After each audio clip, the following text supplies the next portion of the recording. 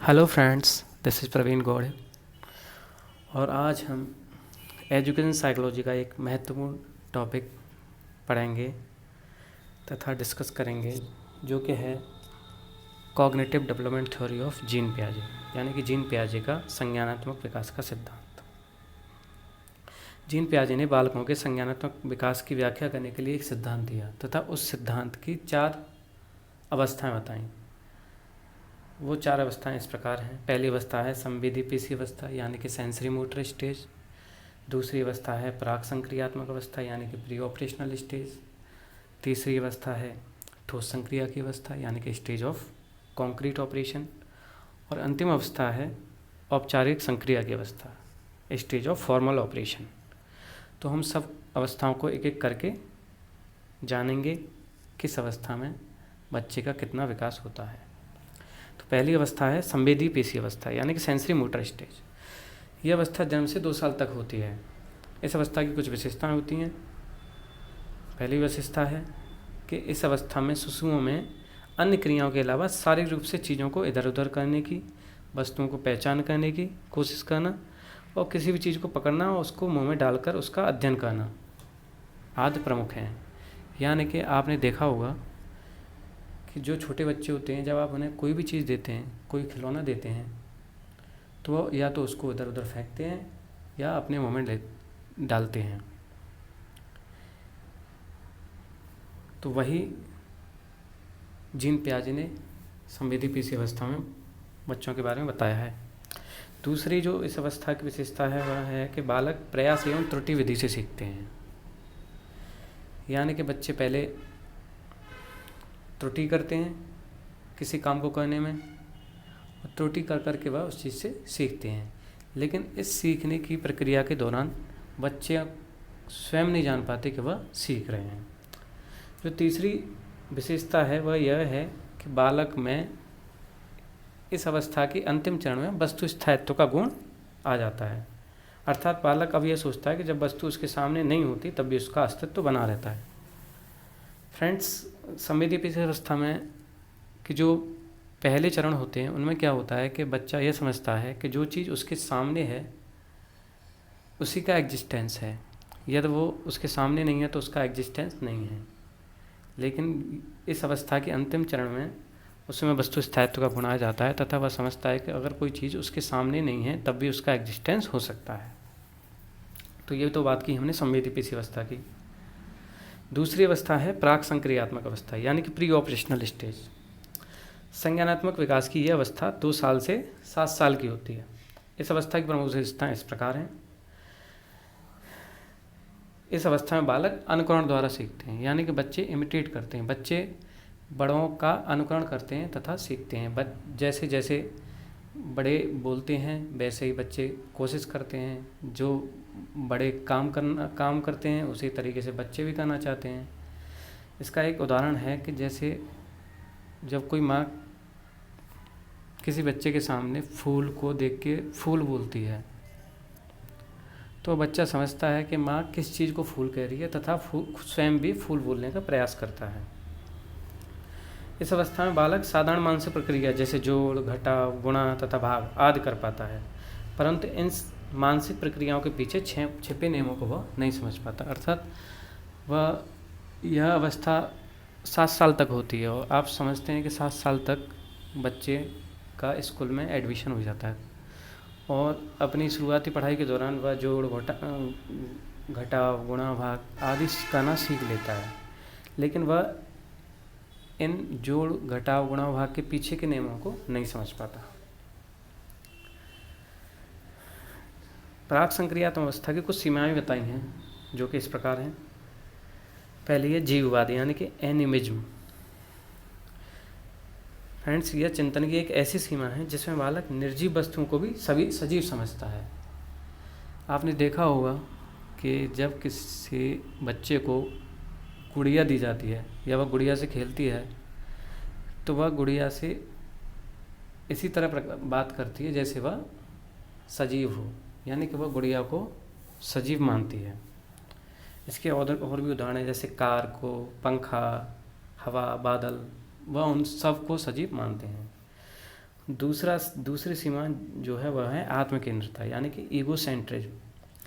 इसमें बालक को विश्वास हो जाता है कि दुनिया की अधिकतर चीज़ें उसके इर्द गिर्द घूमती हैं। यानी कि जैसे बच्चा सोचता है कि जब वह तेज़ी से चलता है तो सूर्य भी उसके साथ तेज़ी से चल रहा है, जब वह धीमे चल रहा है तो सूर्य भी धीमे चल रहा है, जब वह खड़ा हो गया तो सूर्य भी स्टेबल हो गया, उसे यह लगता है। तो इस प्रकार के चिंतन को हम कहते हैं आत्मकेंद्रता। लेकिन पियाजे ने बताया है कि जैसे जैसे बालक अन्य बालकों के संपर्क में आता है तो उसके चिंतन में आत्मकेंद्रता की शिकायत कम हो जाती है। जो तीसरा उसकी कमी है वह मानी गई है पलटावी गुण, यानी ट्रेट ऑफ रिवर्सिबिलिटी।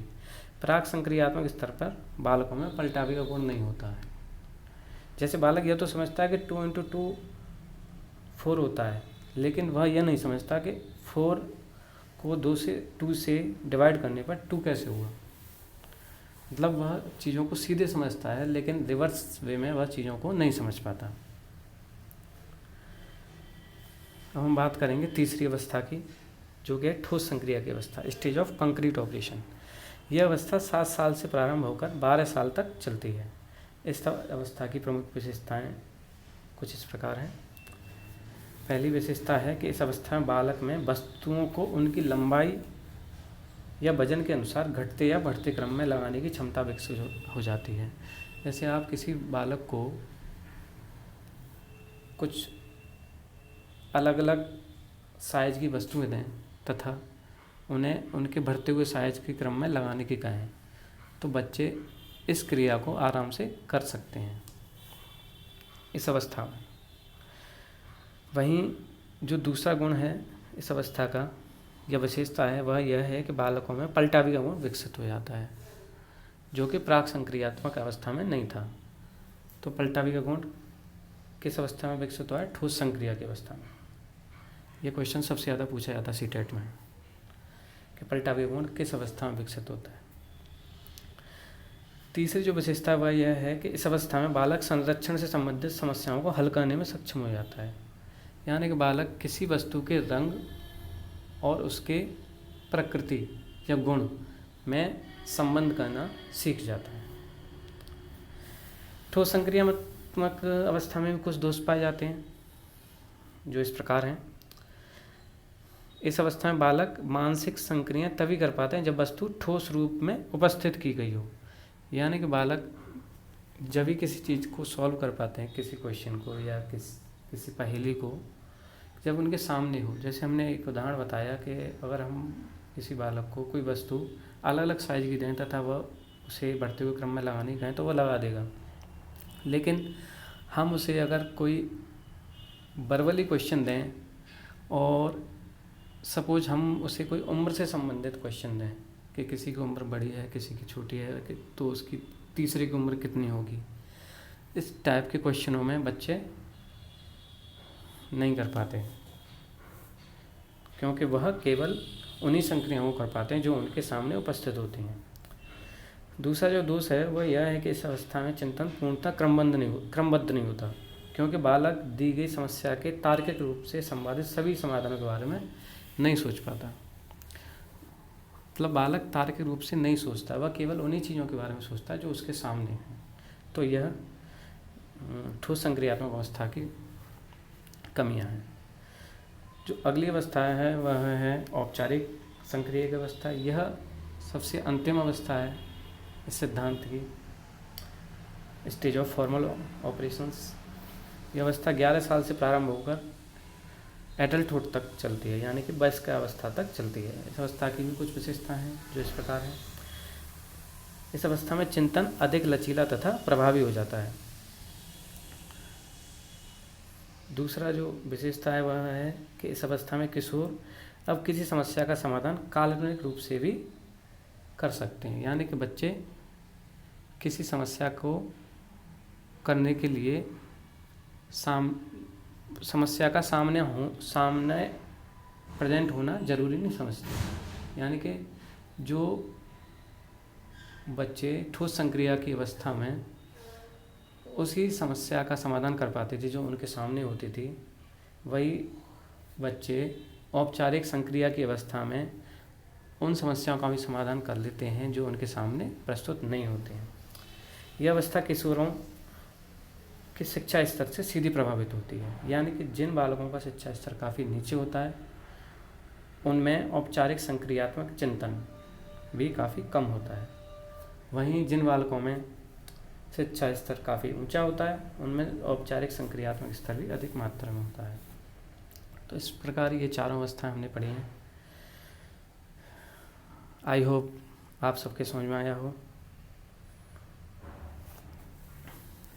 अगर आपके समझ में आया हो तो प्लीज़ शेयर करिए, लाइक करिए और ज़्यादा से ज़्यादा आप शेयर करें जिससे आपके फ्रेंड्स भी पढ़ सकें। Okay, thank you.